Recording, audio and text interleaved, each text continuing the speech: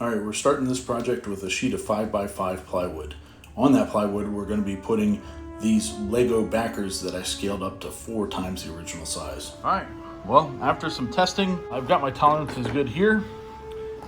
And let's get started. And when I mean get started, I mean I now have to print at least 2,304 of these. It's gonna take a little bit.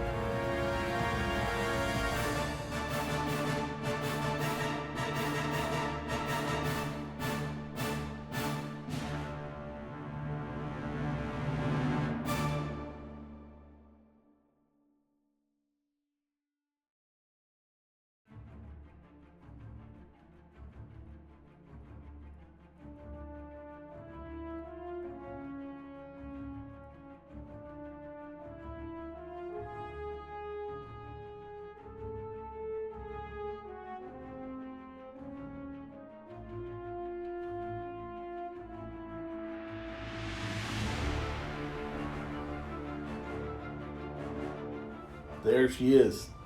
Hope you like it. It was a really fun project to do. Thank Josh Build Stuff for coming up with such a cool looking design, and also our channel members for being awesome. Look at this thing. It's badass. Remember, like and subscribe.